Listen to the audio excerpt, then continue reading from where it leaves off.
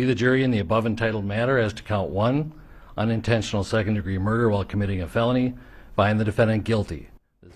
First at 5 o'clock, former Minneapolis police officer Derek Chauvin is found guilty on all counts in the death of George Floyd.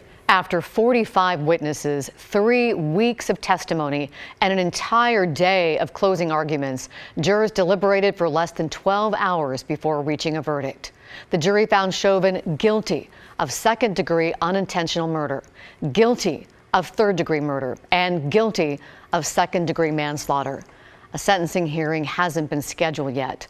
The highest charge carries a maximum sentence of 40 years in prison. In Minneapolis, crowds gathered outside of the courthouse and at what's known now as George Floyd Square, the intersection where Floyd was killed almost a year ago. People hugged, they cheered, they even cried as the verdicts were read inside the courtroom.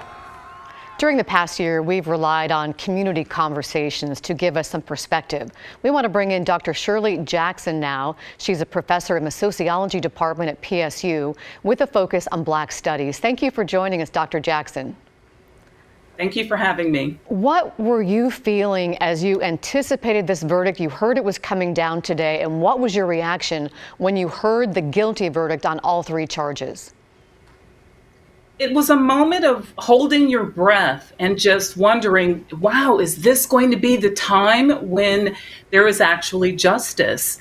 Because we have seen this so many times where we've waited for these kinds of decisions only to be told, no, you didn't see what you thought you saw. No, this person isn't going to face justice. You mentioned justice. Do you think this is justice for George Floyd? I think it is justice, but I think we can't really lose sight of the fact that this is an exception. This is not something that we are used to seeing.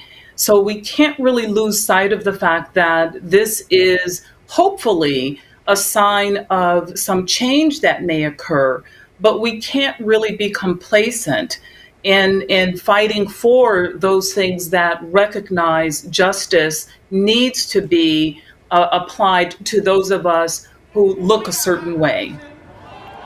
Let's follow that line of thinking, because we don't often see police face legal consequences for use of force. So talk a little bit about how historic this decision is, how monumental for this country.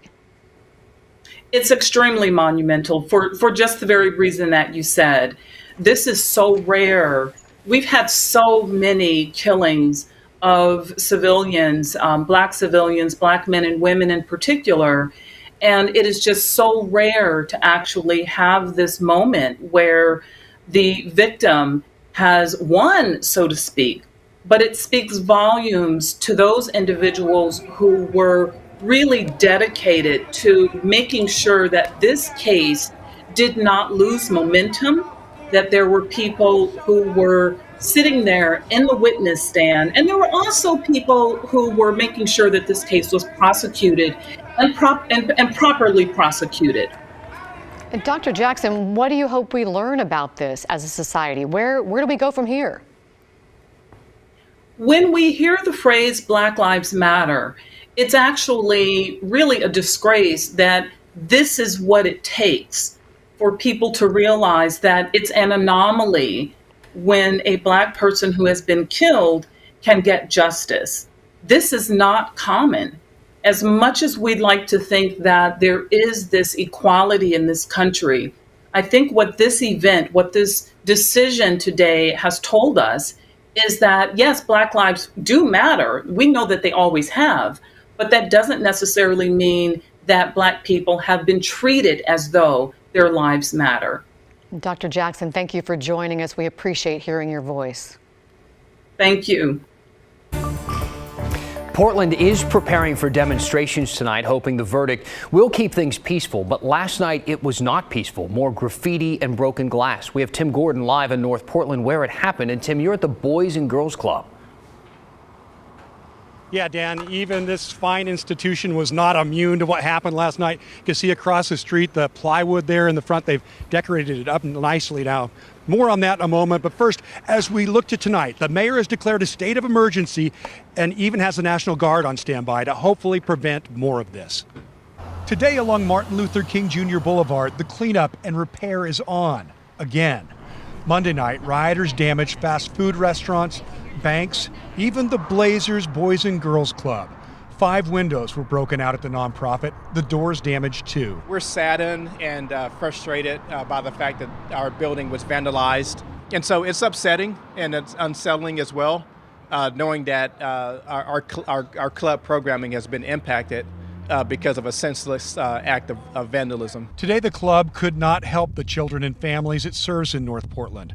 Boys and Girls Club leader Terry Johnson says peaceful protest against police brutality and systemic racism is a good thing. But at the same time, when you damage places like the Boys and Girls Clubs, you're taking away from the work that's needed in the Black and brown communities. Police say the 80 or so people that ravaged this historically black community did it under the guise of a gathering and march to support George Floyd. Today, the mayor said the group is mostly white, self-described anarchists. They call for attacks on public employees. They use crime and violence to intimidate those who don't share their political views. These people are not protesters. They are criminals. The mayor is tired of the destruction and thinks the community is too. We did hear support for that theory today. Personally, it's not in my nature to take my anger out on things that didn't cause the anger. So it's a little hard for me to excuse people like vandalizing the Boys and Girls Club. Back at the Boys and Girls Club, The damage is estimated to cost anywhere from $15,000 to $20,000. So when you're vandalizing our building and then creating that expense for us, that takes away from the good work that we do with kids and families. now they are making plans to move past this, thankful for the silver lining they're seeing. So we've had a lot of community outreach and support and people expressing support for us. The Portland Trailblazers have stepped up. Yeah, the Blazers stepping up by keeping a meal program going for the club today so those families could be served today. And also the Blazers going to help pay for a lot of these repairs. So hoping for a big Blazer win tonight, but they are certainly already winners today. So great to hear that support. Thank you, Tim. We are following a developing situation tonight in McMinnville, a huge fire burning at the Organic Valley Creamery. This is along Highway 99, and it's forcing people to evacuate. There are potentially dangerous chemicals inside, so people who live within a quarter mile of the creamery are being evacuated. People who live between a quarter mile and a half mile should stay inside their homes. We'll be updating our website, mobile app, and social media pages with the latest information. Turning to the pandemic now, changes to Oregon's county risk levels are coming this Friday. Washington and Yamhill counties are among those that will move into high risk. As you can see on this map, most of western Oregon is in the high risk category. 11 Oregon counties, including Clackamas, Marion, and Polk counties, would be back in extreme risk if not for the new statewide hospitalizations metrics, which have not been met. The risk levels are evaluated every 2 weeks. The number of cases in the metro area continues to tick upward. Brittany Falker sat down with the Tri-County Health Officer, Dr. Jennifer Vines, for insight on what's behind the trend. It's hard to say exactly why we're seeing the uptick. We are seeing more spread among younger people, and that makes sense since we've protected our older groups with the vaccine as a priority. It makes sense that the virus would find its way into younger people and spread there. We have in play some variants. The most common one is the California variant, which is about 20% more contagious. We do have some of the others, like the United Kingdom and the P1 from Brazil. Those for now are a minority of the variants, but they're here and they're more contagious. So again, we all need to be using precautions as we look to the weeks and months ahead of getting vaccine into everyone who is eligible and who wants to be vaccinated. Dr. Vine says warmer weather has many people spending more time outdoors, which can be a lower risk factor for spreading the virus. But she says mask wearing and distancing still apply. Scammers have a new trick, fake COVID vaccination cards. They're popping up for sale all over the internet. But officials are warning that these bogus cards are illegal and could put lives at risk. One online ad on the website OfferUp included a photo of what appears to be an official CDC COVID-19 vaccination card for $40. The listing posted on OfferUp included contact information for a seller using an Oregon area code of 971. Health officials warn that falsified cards like these ones being bought and sold online could undermine public safety. For one example, if someone pretended to be vaccinated by using a fake card to enter a school, let's say, or work or a nursing home, they could potentially put others at risk. There are people that are purchasing them to misuse them, who are perhaps choosing not to be vaccinated, but may need a card in order to go on with their life. That's wrong. That's illegal. And Oregon's attorney, along with 47 of her colleagues, signed a letter demanding online platforms like eBay and OfferUp crack down on the sale of illegal COVID vaccine cards. Our Kyla Boshi even found someone trying to sell them locally in our area. We're going to show you how that went at 6 on The Story.